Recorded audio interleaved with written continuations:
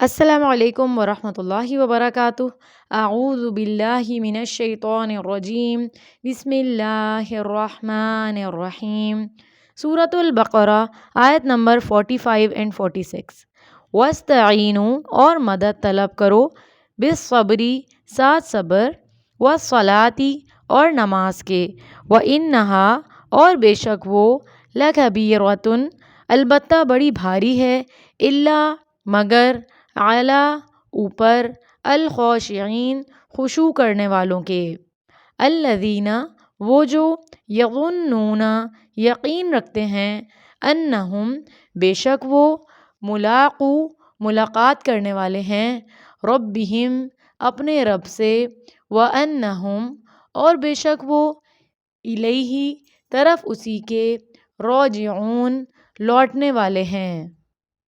تو اس آیت میں اللہ تعالیٰ فرما رہے ہیں کہ مدد طلب کرو کس کے ساتھ صبر کے اور نماز کے، اور بے شک وہ البتہ بڑی بھاری ہے یعنی مشکل ہے، مگر اوپر خشوع کرنے والوں کے، یعنی کہ نماز مشکل لگتی ہے، لیکن جو لوگ اللہ تعالیٰ سے ڈرتے ہیں، اللہ تعالیٰ کا خشوع اختیار کرتے ہیں، اللہ تعالیٰ سے محبت کرتے ہیں، ان کے لیے نماز مشکل نہیں ہے۔ تو ہمیں یہ اپنے آپ سے پوچھنا چاہیے کہ کیا ہمیں نماز مشکل لگتی ہے؟ اگر مشکل لگتی ہے تو ہمیں اس میں اپنے آپ کو دیکھنا چاہیے کہ ہمارا عمل کیا ہے، کیا ہم اس سے پہلے والے دونوں کام کر رہے ہیں یا نہیں۔ پہلے والے دو کام کیا بتائیں اس آیت میں کہ وَاسْتَعِینُوا اور مدد طلب کرو۔ مدد کی ضرورت ہمیں کب کب ہوتی ہے؟ بہت ساری جگہوں پر ہوتی ہے، بار بار ہوتی ہے، ہر بار ہوتی ہے، ہر چیز میں ہوتی ہے۔ کسی بھی چیز میں ہمیں مشکل پیش آتی ہے تو ہم سوچتے ہیں کس سے ہیلپ جو ہے وہ ہم مانگیں۔ یہاں اللہ تعالیٰ فرما رہے ہیں کہ مدد طلب کرو، مدد مانگو، کن دو چیزوں کے ساتھ صبر کے یعنی پیشنس کے، اور صلاۃ کے نماز کے، یعنی ایک تو صبر کرو۔ صبر کیسے آئے گا؟ جب ہم نماز پڑھنے لگیں گے۔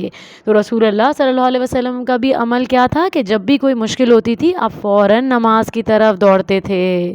تو ہمیں بھی ایسا ہی کرنا ہے کہ کوئی بھی مشکل ہو، کوئی بھی پریشانی ہو، کسی بھی قسم کی ٹینشن ہو، تو سب سے پہلے آپ وضو کریں اور 2 رکعت نماز نفل پڑھ لیں اگر فرض نماز کا ٹائم نہیں ہے تو، اور جب فرض نماز کے لیے اذان دے دی جائے تو فوراً نماز کے لیے جلدی کریں، کیونکہ اللہ سبحانہ و تعالیٰ کو جو سب سے زیادہ پسند ہے کام مومنین کا، وہ کیا ہے؟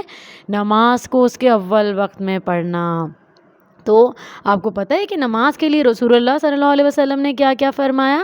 چلیں آئیں دیکھتے ہیں کہ رسول اللہ صلی اللہ علیہ وسلم نے فرمایا ہے کہ مومنین کو چاہیے کہ وہ اپنی اولاد کو 7 برس کی عمر میں ہی نماز کی تعلیم دے کر نماز کا عادی بنانے کی کوشش کریں، اور وہ اگر 10 برس کے ہو کر نماز نہ پڑھیں تو والدین تادیبی کارروائی کریں، یعنی انہیں سزا دے کر نماز کا پابند بنائیں، کیونکہ نماز تو بہت زیادہ ضروری ہے۔ اور رسول اللہ صلی اللہ علیہ وسلم نے فرمایا کہ ایمان اور شرک اور کفر کے درمیان فرق نماز کا چھوڑ دینا ہے۔ اس کا مطلب یہ ہے کہ اسلام اور کفر کے درمیان نماز دیوار کی طرح حائل ہے، اور دوسرے لفظوں میں ترک نماز مسلمان کو کفر تک پہنچانے والا عمل ہے۔ تو ہمیں نماز چھوڑنے سے بچنا چاہیے اور ساری نمازوں کو ان کے ٹائموں پہ پڑھنا چاہیے۔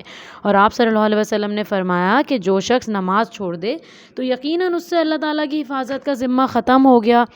اور اس کے علاوہ آپ صلی اللہ علیہ وسلم نے فرمایا کہ بھلا مجھے بتاؤ، صحابہ کرام سے فرمایا تھا، بھلا مجھے بتاؤ اگر تم میں سے کسی کے دروازے کے باہر نہر ہو اور وہ اس میں ہر روز 5 بار نہائے، کیا پھر بھی اس کے جسم پر میل کچیل باقی رہے گا؟